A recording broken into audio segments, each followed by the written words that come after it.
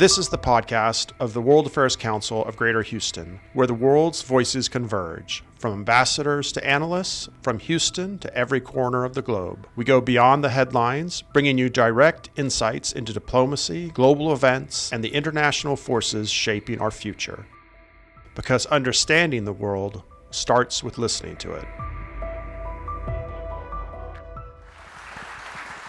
Thank you, Jahan, and thank you all for coming. Ambassador Gavin, it's wonderful to have you. I really enjoyed and appreciated this book because I will say, probably like a lot of people, I feel reasonably comfortable with what's happening in China, Russia, Middle East, parts of Latin America. I think Africa, you discuss it at length in the book, is something as a country we, for better or worse, Democratic and Republican presidents haven't always done the best job with. And just for people to understand, Africa has more countries than anywhere, 54 countries, most in any continent. You're focusing on sub-Saharan Africa, so we're, all of Africa except for the northern African countries, those 5 that are on the Mediterranean. But what I really liked about your book is it's not overly flowery and optimistic that we might have had 10, 15 years ago when people say, look at this great growth in youth, this incredible growth in education, Africa rising, all those kind of monikers people used. Or conversely, the really ugly, pessimistic side, Afro-pessimism of maybe some of the hard-right politicians in Europe and places like that. But really, a realistic and frank and open discussion of what's happening in Africa right now, and in particular, with regards to youth and the urban youth. Can you talk about this is a unique moment, really, in world history. The percentage of youth in Africa is unlike anything we've ever seen. They're much better educated than before. They are active, they are connected, but they are also frustrated with their governments. So can you maybe talk about, from your own experiences as an ambassador, working on African issues before that, what inspired you to kind of take on this big challenge? Okay, that was a lot, but we'll get to it. But first, let me just say thank you so much for having me. It's really lovely to be invited to be here, and I learned so much from talking to people sort of outside the government and think tank bubble. So I was really looking forward to this, and I'm delighted to be here. So yes, there is something very singular about African demographics. And we've all probably heard this term youth bulge, right? The big youth bulge. But often we sort of shorthand what a demographic dividend looks like when you have a lot of young people. A demographic dividend, meaning a big boost to your national productivity, occurs when you have lots of young people in the labor force and relatively few dependents. That means children or the elderly.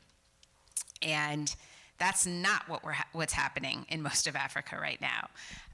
You have these very rapidly growing populations. Soon, 1 in 4 people on Earth will be African, but the dependency ratios are quite different because the population growth has not started to taper off. So what that means is more and more young people joining the labor force every year and not anything close to enough jobs. So we had this Africa Rising narrative about a dozen years ago.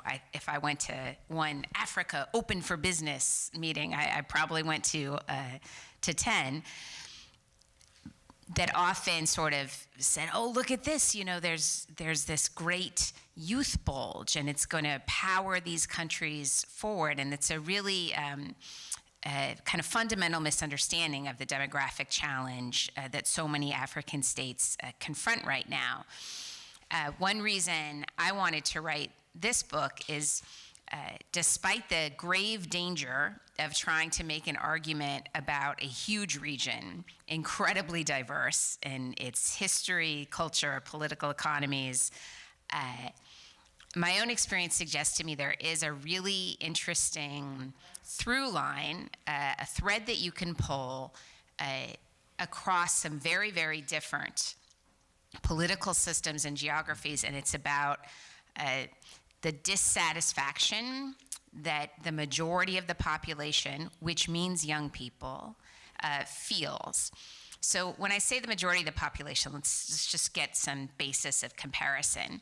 When you think about young people making a big impact politically, most of the Americans I talk to, their minds go to 1968, right?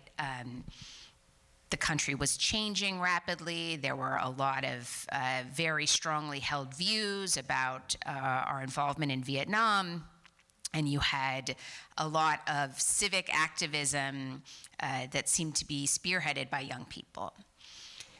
In 1968, the number of Americans ages 15 to 24, so not necessarily yet of voting age, but of political awareness, that cohort was about 23% of the total adult population. So we're lopping off the kids here.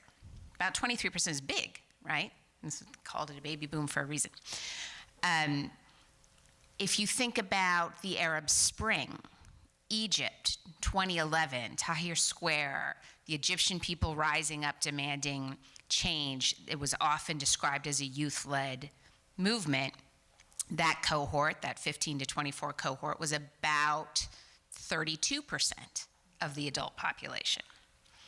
In over a dozen African countries today, that cohort is more than 60% of the adult population. In several, it's more than 70.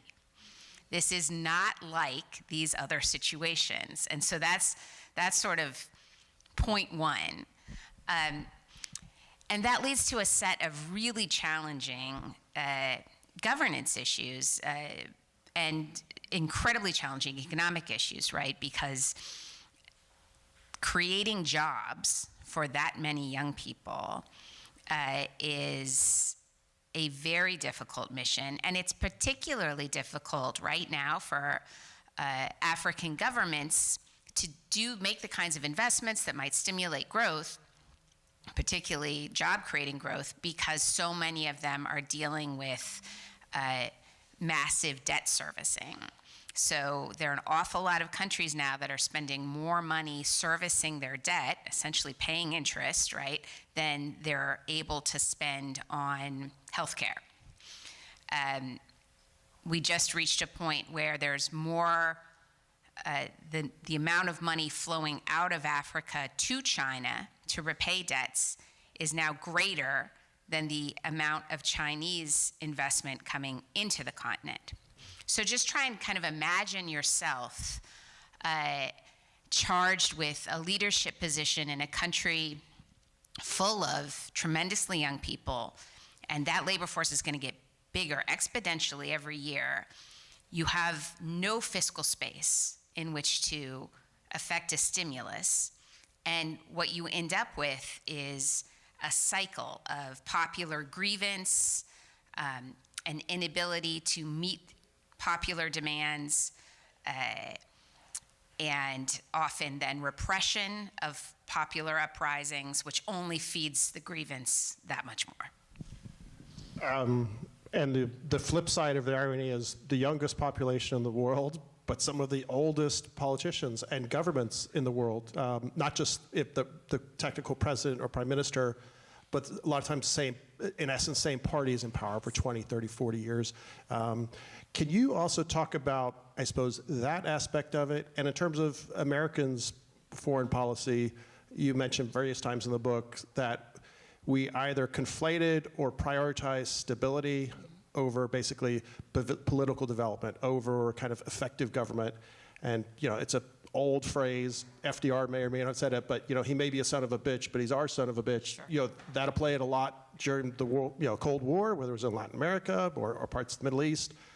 What was kind of the role of how the U.S. approached that, in that we have, maybe you could talk about Paul Biya from Cameroon or others, of what it means in terms of the governments that are in power now? Sure.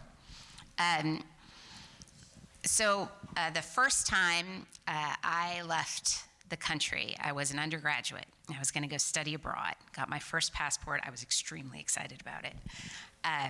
And I went off to Cameroon in West Central Africa. And I was super interested in the politics of the place. So spent a lot of time talking to people about their government And every restaurant, every hotel had the same portrait of their president, Paul Biya. He'd been president already for a dozen years when I was there, and it was very hard to get people to separate Paul Biya from the state, right? They seemed like one and the same. So if you take a look at me, you can tell I'm pretty far out of college, right? I've got a lot of gray hair. Paul Biya is still president of Cameroon. That's right. That's exactly right. Just won a 7th term in an election of no integrity. That's astounding, right? And so there is this really interesting phenomenon on the continent of these forever presidents, in some cases dynastic successions, these very powerful ruling parties. So the individual at the top might change, but the party maintains its grip. You see this a lot in Southern Africa in particular. And what this creates is a sense of political stasis, right? This sort of a predictability. And I do think that for US policymakers, we've confused that with stability. I'm all for stability, don't get me wrong. I'm not some kind of enthusiast about instability. And you can't attract the kind of investment you need to create jobs if there's an atmosphere of instability and unpredictability. But what's happened is you end up with these very brittle orders that have existed for a very long time and are able to sustain themselves, in some cases through repression, in some cases through patronage. But that model is starting to falter because beneath that elite level, their society has changed so incredibly dramatically from when that worked. So the book talks about, there's been a lot of stasis. I think what's coming is a lot of change. And it's not just because populations are so young. It's also because Africa is also the most rapidly urbanizing part of the world. So you have young people increasingly concentrated in cities. We're just a few years out from more Africans living in urban centers than not. And that changes politics, right? It's much easier to organize politically in an urban center. It's also easier to develop a sense of relative deprivation. So if you're in a city, in an informal settlement, without access to reliable power, working in the informal sector, and in that same city, you can see how the elites of that society live. It's a very different thing from being out in the countryside. This is magnified by the advent of social media, digitization, the fact that Africans can see on their phones the way people live around the world. And there's a lot of comparison and also some really interesting conversations going on about how to affect change, how to create jobs. This is going on across borders, and this sense that there's a political space where these ideas can, in some cases, be more freely expressed, and also a space where you can find some sense of solidarity. So there's a bit of the emperor's new clothes element there, where somebody says it online, and suddenly it feels okay to say, I don't understand what this government is delivering for us. So there are those factors. And then the last one, I don't mean to go on too long, but sort of gets at where you started, is we've had these long-serving leaders and parties and systems, and they come with a certain legitimacy narrative, right? So the big wave of democratization that came across the continent at the end of the Cold War, in some cases took deep root, in some cases incredibly shallow roots, right? Where you have election-like events and it gets called democracy.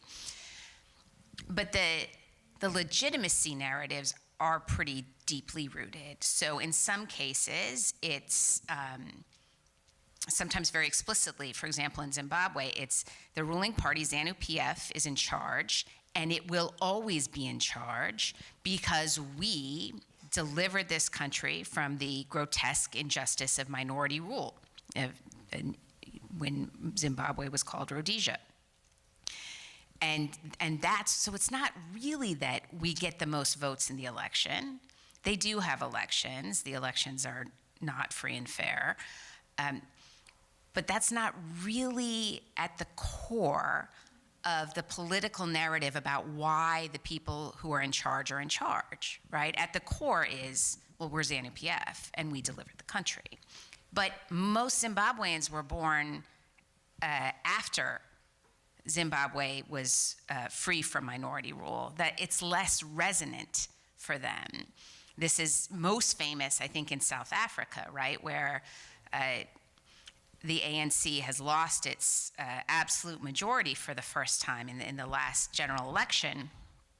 And it was so interesting to watch that ANC campaign because you had multiple figures on the stump talking about how much better the country was at that point than it had been under apartheid. And yes, absolutely, but the choice before voters was not vote ANC or go back to apartheid, right? And it was an attempt again to go back to this deeply rooted political narrative about who should be in charge and why. And these vary in different places, right? In Uganda, it's a narrative about, President Museveni and then NRM have been in charge since 1986. And the narrative is about, well, we delivered this country from the chaotic, politically violent years of Amin and Obote. We provide this security. And the slogan, this last round was protecting the gains. But Uganda is one of the youngest countries on earth. Again, most Ugandans have no lived experience of the years of Amin and Obote. But they have experienced corruption and some repression, and there is this huge grievance base there.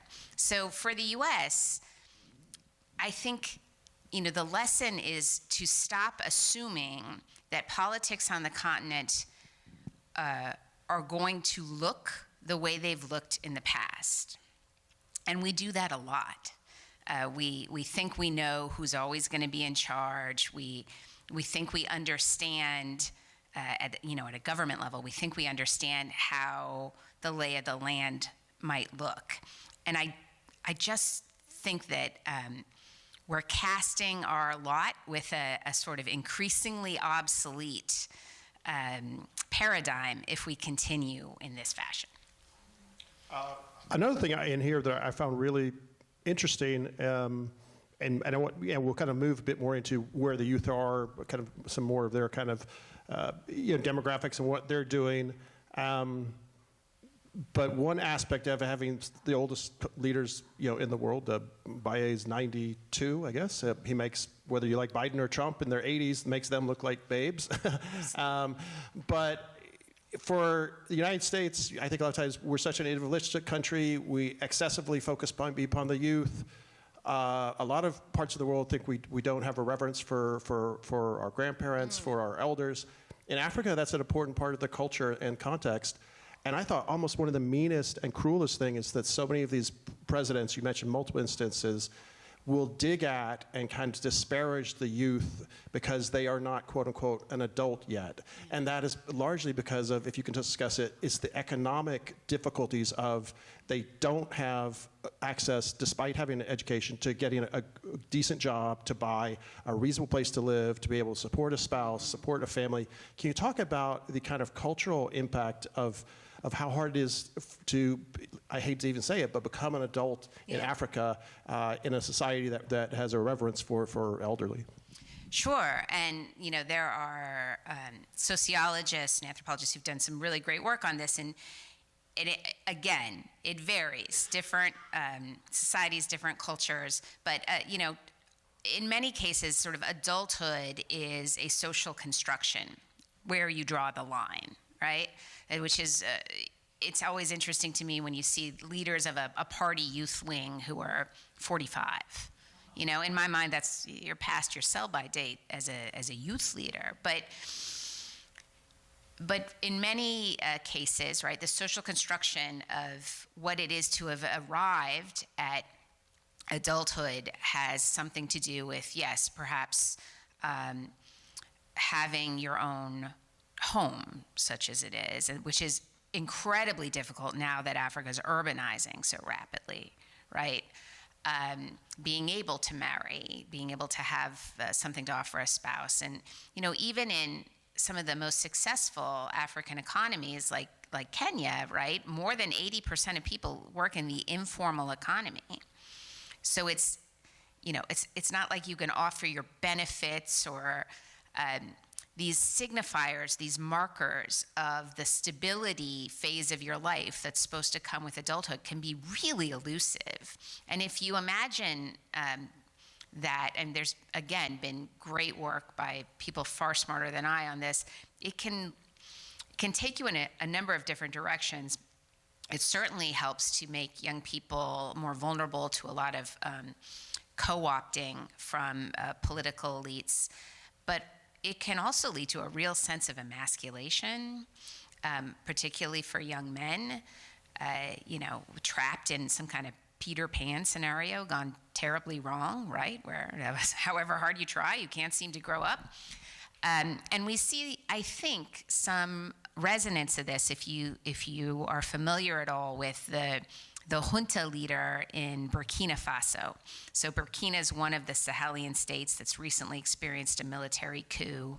Interestingly, when you poll populations in countries that have recently had these coups, and you ask the subset of people who say that they were supportive of the coup initially, and you ask them why, the number one reason, far and away, is it was time for a change. But his rhetoric is about dignity. And I think it is incredibly powerful. I'm not actually buying what he's selling necessarily, in that I think that Burkina Faso is incredibly repressive under his leadership. The security situation is not getting better. I don't think the Burkinabe are being treated with dignity. But I do think he's absolutely right about how incredibly important and politically salient that idea is. Not just in Burkina, but there's a reason he's become a sort of celebrated figure across the continent. Part of it is because Russia has a vigorous system of propagandists and an information campaign designed to elevate him.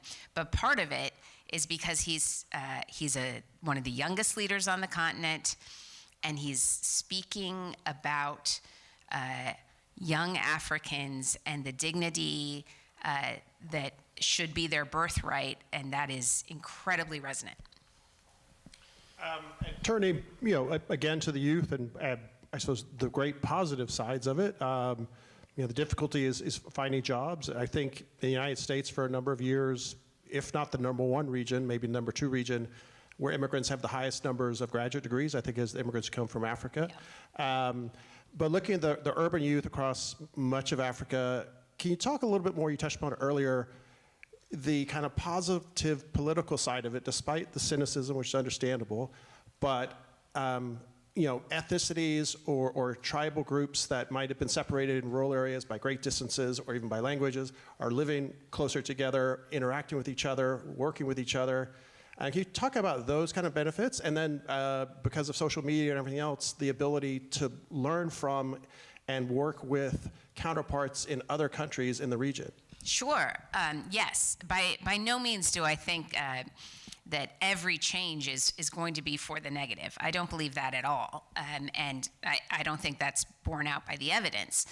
And there are some really kind of inspiring examples of youth-driven political change that, if you care about democracy, is moving in a far more democratic direction. So young people, I think, one thing that's really heartening is let's take Kenya and the last general election when President Ruto was elected. They had very, very poor voter turnout in that election, really kind of depressing numbers. And the takeaway for a lot of analysts was, all these young Kenyans, they're just so politically apathetic, and their fathers fought for multi-party democracy, which is true, and people sacrificed their lives for it, and now they just don't even care.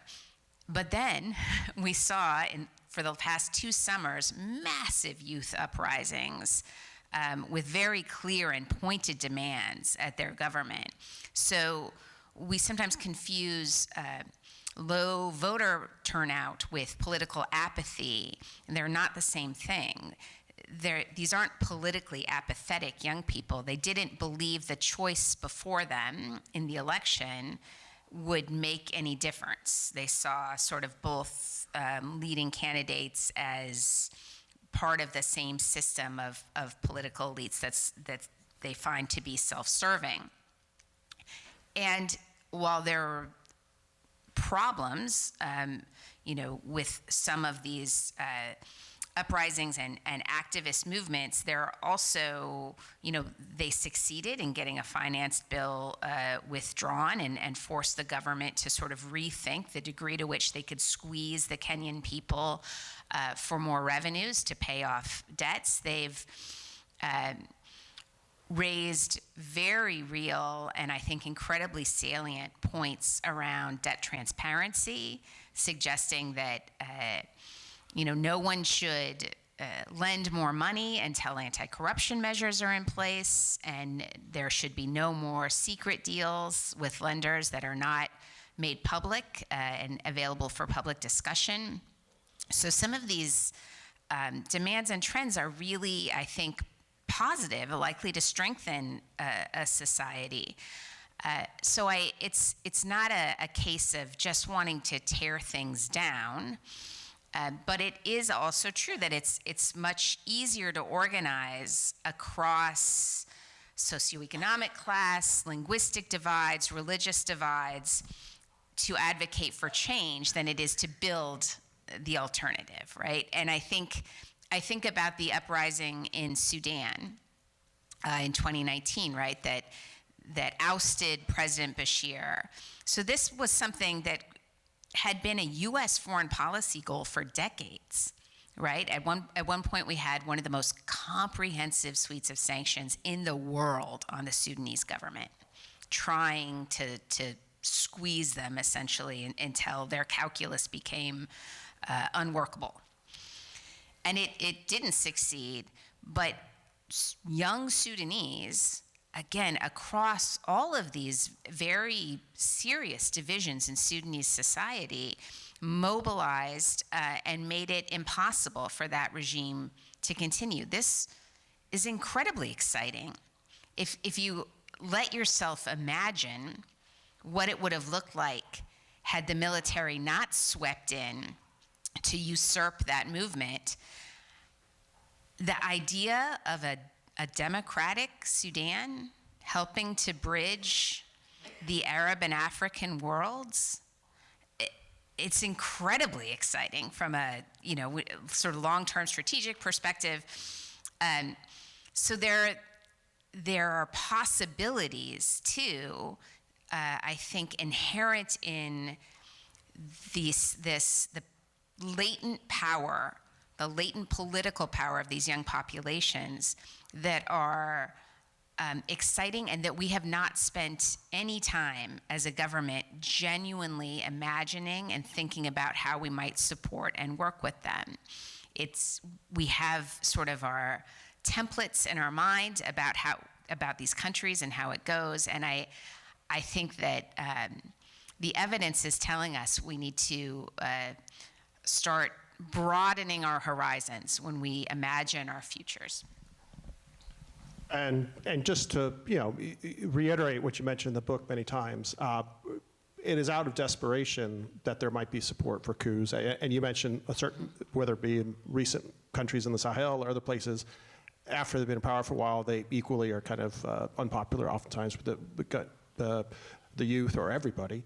But can you talk about, I suppose, just the reality that maybe we as Americans should count ourselves lucky that we have a functioning government, we have a democracy that works, we have available jobs, that whether it be in Afghanistan or in Zimbabwe or anywhere, if you don't have a job, if you have great economic and even security uncertainty, you mentioned the polling says we're willing to give up some of those rights just to have a bit of economic growth, and maybe that difficult decision that people are not giving up on democracy, but democracy is almost secondary to what they need. Sure. Yeah, certainly for the Sahelian states, right, the primacy of security, the greatest number of deaths due to terrorist attacks for several years now, it's come from Africa. And particularly that Sahelian belt, people have suffered terribly. And so what you want is a government that can provide security, step one, right? And then you also want a job, and you want an end to corruption, and you want to believe that your national resources are being used in service of the population and not a tiny handful of elites or somebody in Paris. But what's interesting to me is the same kind of manifestations of enthusiasm and support that we read about in the news in the wake of these coups, right? It's I could almost write this story here. It's always, and the youth flooded the streets cheering and honking and raising the flag in celebration. That was exactly what the story was in the wake of the election of whoever got unseated by the coup, right? It's a desperate effort to keep trying something that might work. So there's a lot of hope and enthusiasm when there's something new on the horizon. And also, if you just had a military coup, it's maybe not the smartest thing to come, I'm not so sure that those who disapprove are likely to be waving banners right away as they assess the safety of the situation. But UNDP did some really great work on this, and the polls are pretty consistent. It's people prefer democracy, by and large, but the brand of democracy has been devalued on the continent because we've spent such a long time calling things like what happens in Cameroon democratic elections, or papering over constitutional coups where leaders change the constitution to ensure they can stay in power. And so, well, if that's what democracy is, it's hard to say you want to, sacrifice for that. And they just want government that can deliver. Now, interestingly, this notion that you have to choose, right, between an effective government and a democratic government, there are major powers very eager to reinforce that narrative. And so that the China model of governance is one that is often brought up by Chinese diplomats and others as a example of how you can get more done, lift more people out of poverty, because China has, done an extraordinary job lifting its population out of poverty. If you just set aside all this bickering and go with the plan. And just to pick up on that, I suppose a lot of people probably wouldn't be surprised. Understandable, difficult, often brutal, repressive colonial histories, the French in particular, sometimes the British, not always seen in the best light. The United States, for understandable reasons, we think of apartheid, sadly, it took an act of Congress to override Reagan's veto for the U.S. As late as the 1980s to break from apartheid. But the other two players you're referencing, we discussed China already. Looking at, and maybe we'll get back to China, but looking at Russia, can you talk about two ways they're incredibly, I suppose, instrumental in terms of, we think about disinformation campaigns, sowing discord or kind of uncertainty or disinformation, and then a much more directly ruthless model. I think of the Wagner Group. People might remember Evgeny Prigozhin having a, I guess, predictable accident or whatever you'd like to call it. He may have died in that unfortunate plane crash that surprised a lot of people. Not really. 2 years ago. But the Wagner Group kept going, and if anything, they expanded operations in Africa even more, supporting some of these same coup leaders we're talking about, extracting huge amounts of wealth, especially in gold and other minerals. Can you talk about those two sides of Russian influence in the region? Sure, because they are connected. So Russia, which had been sort of dormant in many ways on the continent for a long time, besides arms sales, Africa is very much a part of Russia's strategy to reassert itself as a global power. And from the Central African Republic to the Sahelian states to its constantly on again, off again access to a base in Port Sudan, which would dramatically change how easy it would be for them to project power in one of the most sensitive shipping lanes in the world. Russia is quite bullish about the gains to be made in Africa, and it's opportunistic. So, in the case of Mali or Burkina, you see these states that have been struggling with violent extremism, getting the problem getting bigger and bigger, the amount of territory the state actually controls shrinking. And there's a coup, and Russia is ready to offer its security services to help them, whereas the U.S., has to cut off a lot of assistance by law because of the unconstitutional transfer of power. Well, what Russia provides, what Africa Corps, which is what we call the same people who were part of the Wagner Group before, provides is really regime security. So they can protect the junta in the capital, but they have not succeeded in turning back any of these extremist groups. And their efforts to engage those groups often come with an awful lot of civilian casualties. So it's a bet on the powers that be, which I think in the long run is a bad bet. And I think also the sort of demonstration of Russia's inability to solve the fundamental security problem. So, again, they can protect the regime and maybe the capital city, but, in Mali, if insurgents are essentially surrounding it, making it impossible for fuel to get into Bamako, that there are limits to the value of that. But Russia persists, and Russia and China have found some common cause in this broad, slightly vague argument about the international order, that it's been unjust, it's been stacked in favor of the West, and that's why BRICS should be so appealing to African states. It's strange to me to have two Security Council permanent veto members arguing about how the rules are unfair to them. But this has some traction on the continent. And so you have the Russian military piece, you have the propaganda piece, which emphasizes this idea that sort of it's the global South and Russia that can create a new and more just order. But it's a very targeted set of campaigns too. So for example, when in Senegal, the Macky Sall's government, President Sall, was essentially trying to find ways to stay in power. So there were postponements and threats of constitutional manipulations, and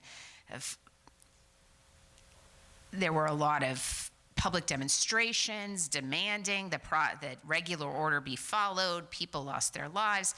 Throughout all of this, there was an incredibly concerted and intense Moscow-backed campaign on social media, to suggest to young Senegalese that they should do what their Burkinabe brothers and sisters had done, and let the military take control. And now Senegal is not Burkina, right? And this was they have the democratic roots in Senegal run much deeper. And there was an amazing amount of savvy that you saw too in Senegalese social media, calling out these accounts, connecting them to known Russia-backed media mouthpieces, and really insisting that they too were furious with France. And they agreed that the Western-backed rules-based international order was unjust. And they had no interest in a military coup.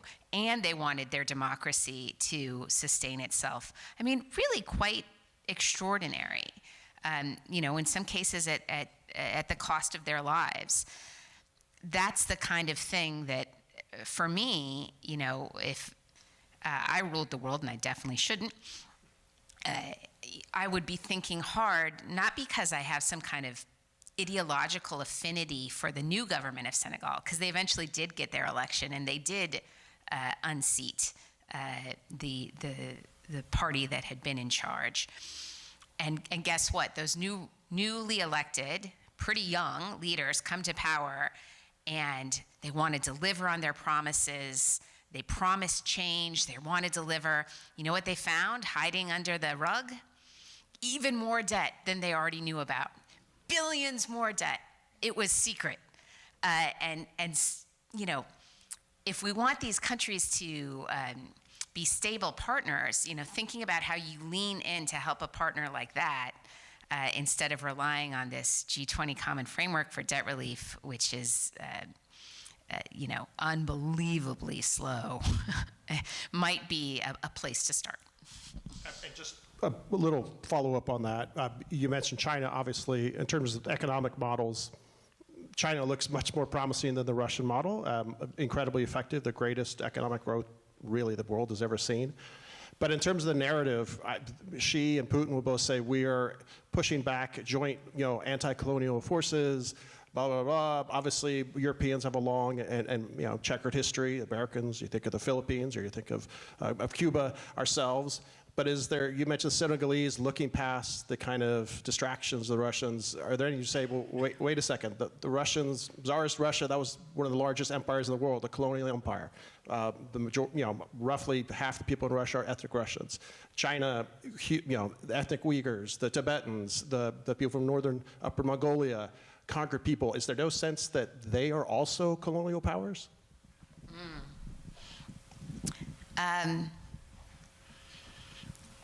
Not much. Not much of a sense of that. There's an interesting discourse around territorial aggression, certainly in the Russian invasion of Ukraine. But no, I think by and large there is not a sense that those are colonial powers.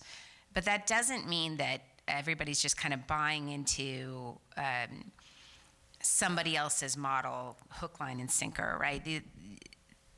There's a lot of discernment. China has come to the rescue of some governments, and China has been a major issue, electoral issue that has led some governments not to be elected. So it's a mixed bag. And look, Chinese engagement in some places has helped with critical transportation infrastructure that is part of the recipe for how you are going to actually create jobs and attract investment. And it's not like only Chinese vehicles drive on those roads, right? So some of it has been unquestionably positive. But the Chinese model and the Russian model depend on elite relationships, right? That's why there's hidden debt. And when we think about competition, not that this is, some kind of smorgasbord of spoils for us to try and grab for ourselves, but when we think about influence and dealing with other powers who are explicitly trying to diminish U.S. influence, I think it's a huge mistake to adopt a similar model of transactions with sets of political elites, because it really puts us at odds with where these young populations want to see their societies go. A good question here from Raymond. He asked, could technology like AI, distance learning, and remote work relieve some of the youthful discontent? And just picking up on a thread from the book, something else is equally kind of challenging that this cohort doesn't have, that others don't have, is there probably will never be a big manufacturing wave in Africa. There was not the Industrial Revolution that grew the population but provided millions of jobs in the United States or England, or obviously East Asia, China, Southeast Asia. What's a way to kind of maybe hopefully bridge that gap, especially if Africa probably cannot depend upon manufacturing because of automation and other reasons the way other developing countries have? Right. So I am not a labor economist, but I've talked to a bunch of them trying to figure this out. And the short answer is I don't know. I don't know how you solve for the job creation challenge before so many of these governments. AI, technology can generate some jobs and has. You look at sort of the Silicon Savannah in Kenya, some of the big tech startups in Nigeria. There's significant tech scene in Ghana and in South Africa, but it is not creating jobs at the scale that one would need. And is it possible that in the future somehow this happens? Maybe. But do you remember when we were all going to Future of Work conferences? It's about a decade ago, a lot of future of work conversations as we were worried about automation. Who was almost never invited to the Future of Work conferences? Africans, right? Where the challenge is so much bigger for them. So I am not convinced that there's going to be some magical boom of new tech jobs that's going to ease this pressure. Remote work, yes, and Africans do it, but it's often, if you think about the number of East Africans who've worked for social media companies and their job is to screen the worst of the worst videos to make sure they don't get posted and available for everyone.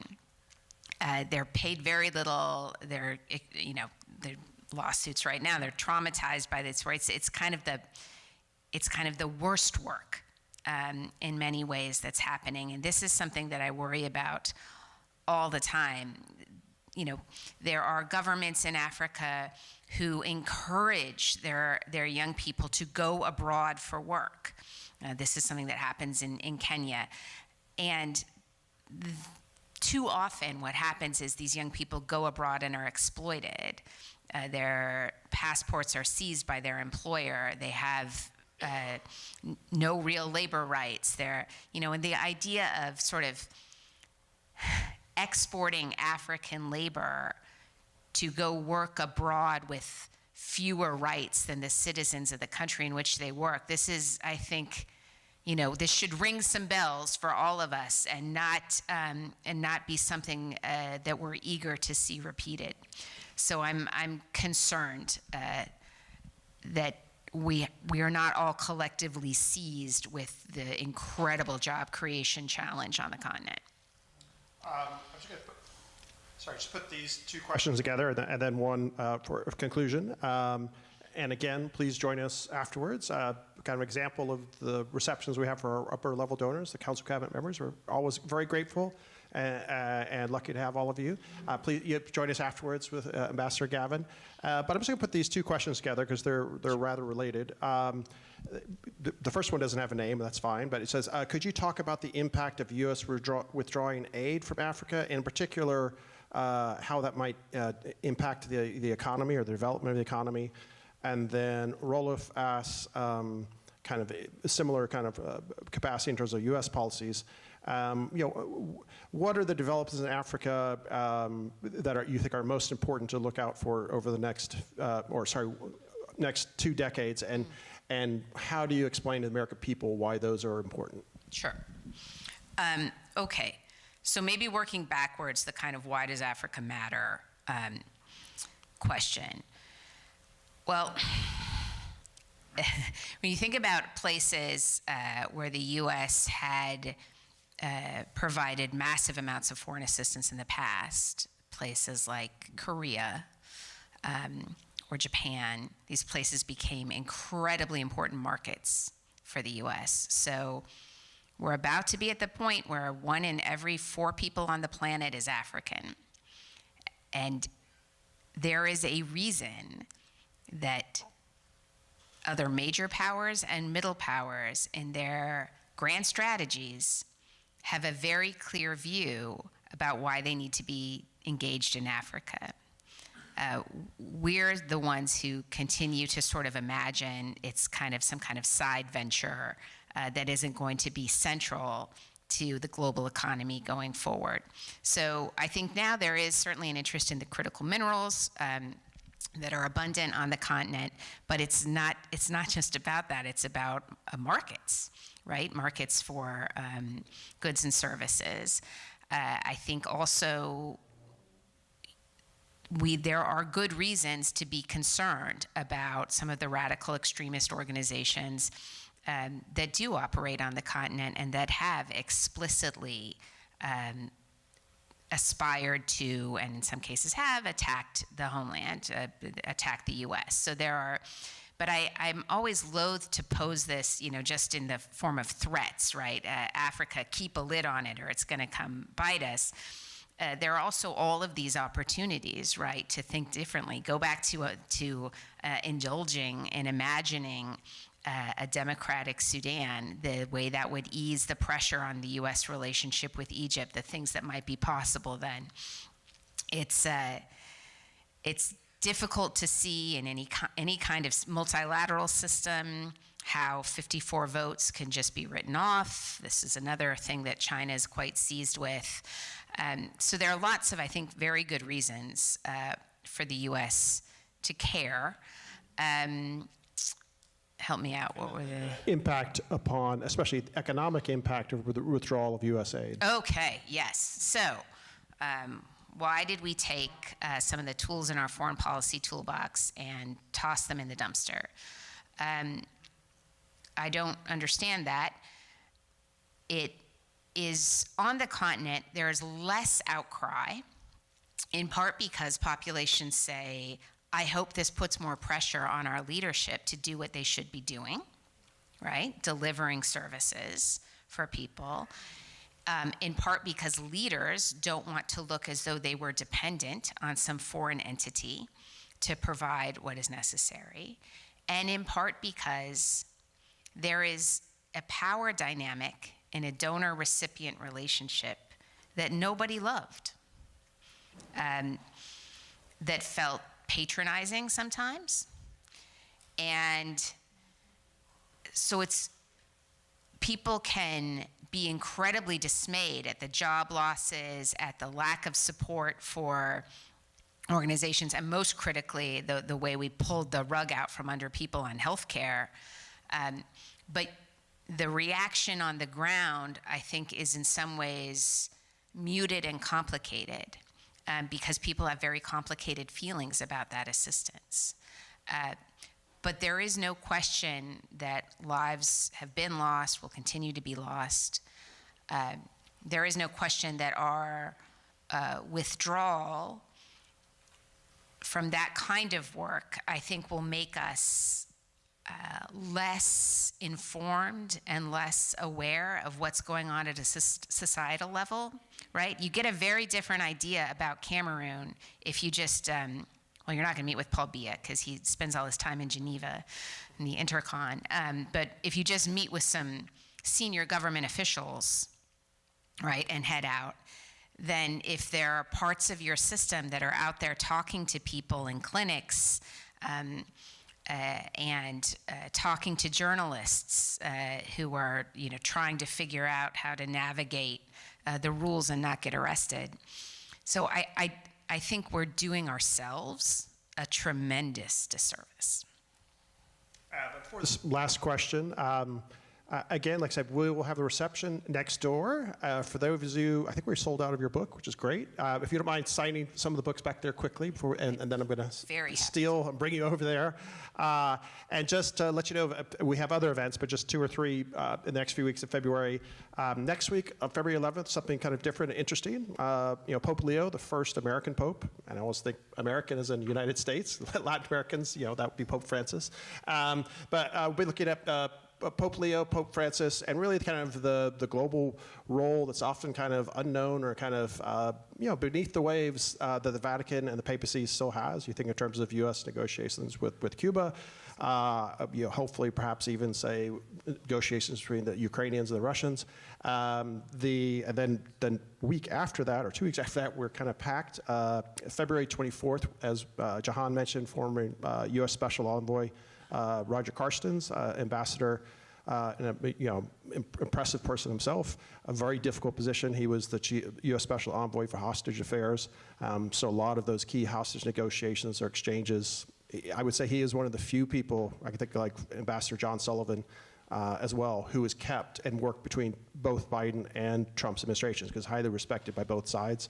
And then the day after, we have Samuel Katz, a best-selling journalist and author, talking about Mossad, and in particular Mir Dagan, and kind of how he revolutionized Mossad and its ongoing role in Israel, especially in terms of its dealing with Iran.